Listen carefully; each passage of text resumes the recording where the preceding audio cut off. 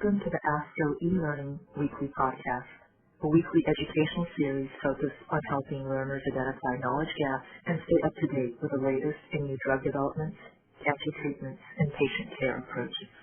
This episode is complementary to an education session presented at the 2019 annual meeting. For more detailed information about the education session, make sure to check the episode description for links to ASTRO's meeting library. Hello, my name is James J. Horton, assistant attending on the GI Medical Oncology Service at Memorial Sloan Kettering Cancer Center. Today we will discuss immune checkpoint inhibitors, specifically with monoclonal antibodies to program receptor 1, PD-1, as a treatment for patients with advanced HCC. We will review one clinical case at two decision points to illustrate several aspects of immunotherapy in liver cancer. Let's move to part one of the case.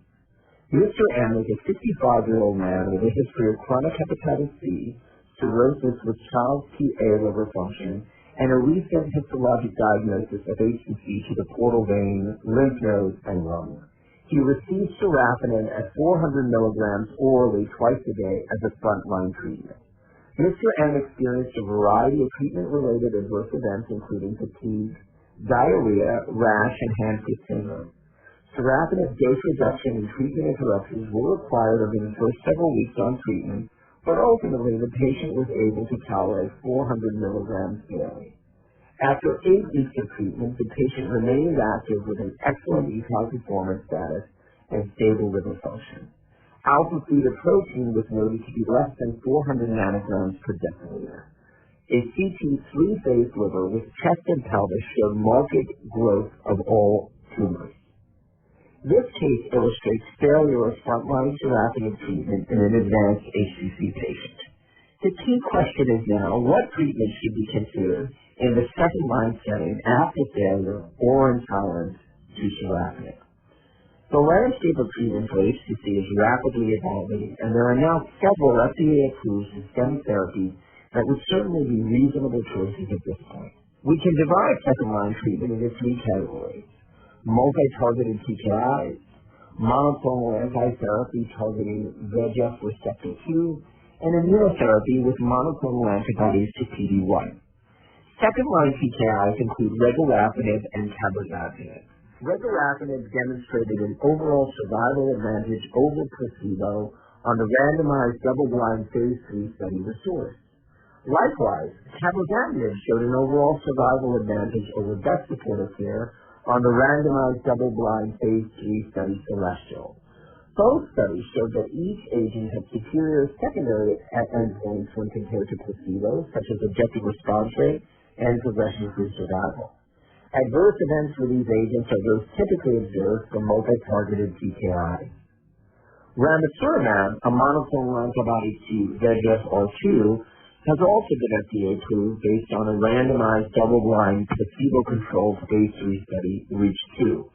Here, patients who had prior sorafenib and an AST greater than or equal to 400 nanograms per deciliter received either ramucirumab or best supportive care. Ramucirumab improved both overall survival and progression-free survival in this population. The patient in this case would not be a candidate, of course, given the AST less than 400 nanograms per deciliter. Finally, the available second-line monoclonal antibodies to PD-1 include nivolumab and pembrolizumab. The FDA approval of these agents is based on large, single-arm phase 2 clinical studies that indicate a durable objective response rate of 15 to 20% in patients with advanced HCC. Responses have been observed in all HCC etiologies, and at least in preliminary data sets, irrespective of tumor PD-L1 expression or not. A randomized double-blind phase 3 study keynote of pembrolizumab in advanced HCC who failed prior sorafenib recently resulted, showing a slight but not statistically improvement in the co-primary endpoint of progression-free and overall survival. Although not a topic of this question, it's important to note that lenvatinib, another multi-targeted TKI, was recently tested head-to-head on the randomized open-label phase 2 study REFLECT against sorafenib in patients with advanced HCC without main portal vein involvement and excellent hepatic function. This study showed that lenvatinib was non-inferior to sorafenib with regard to the primary endpoint of overall survival. Importantly, secondary endpoints such as objective response rate and progression-free survival did favor lenvatinib. None of the second-line agents noted above have been tested following lenvatinib, but most experts would extrapolate from the available data and consider all of the above therapies in a patient who failed prior frontline lenvatinib.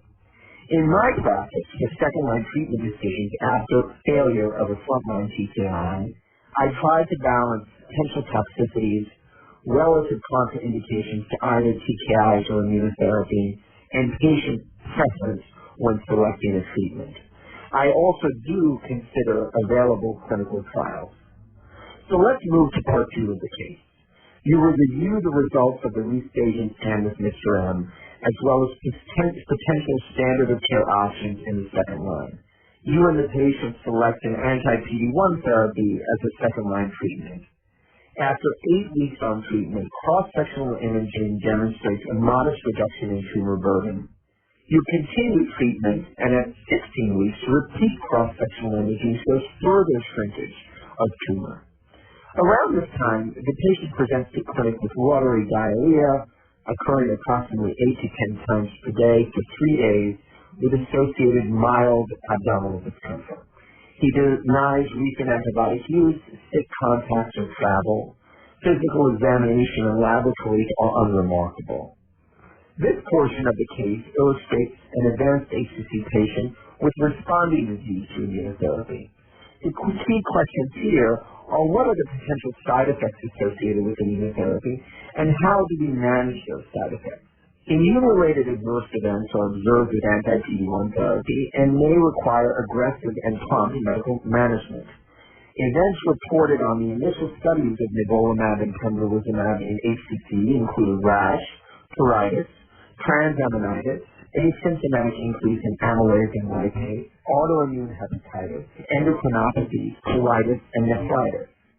Experience across tumor types, however, indicates that immune-mediated events can occur in any organ system.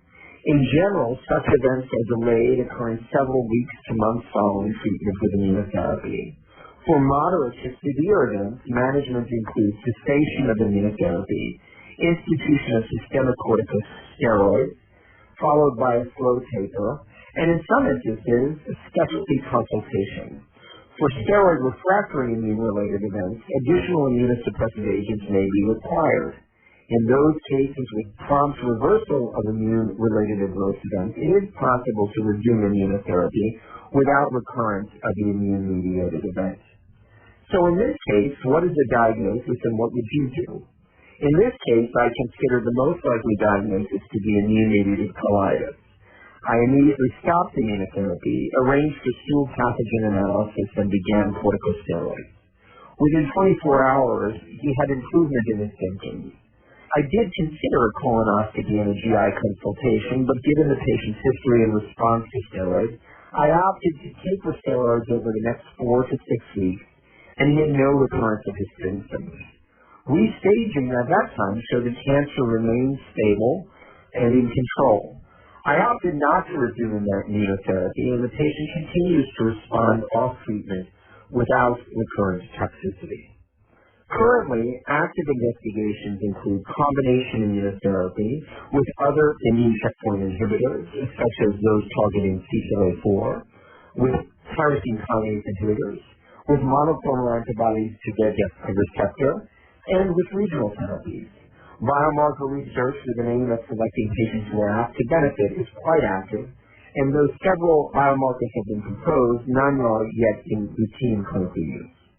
Thank you for listening to this week's episode of ASCO eLearning Weekly Podcast. For more information on immunotherapy and liver cancer, including additional patient cases and opportunities for self-evaluation, visit the Comprehensive eLearning Center at elearning.asco.org. Thank you. Thank you for listening to this week's episode of the ASCO eLearning Weekly Podcast. To make us part of your weekly routine, click subscribe. Let us know what you think by leaving a review. For more information, visit the Comprehensive E-Learning Center at elearning.asco.org. The purpose of this podcast is to educate and inform. This is not a substitute for medical care and is not intended for use in the diagnosis or treatment of individual conditions. Guests on this podcast express their own opinions, experience, and conclusions. The mention of any product, service, organization, activity, or therapy should not be construed as an ASCO endorsement.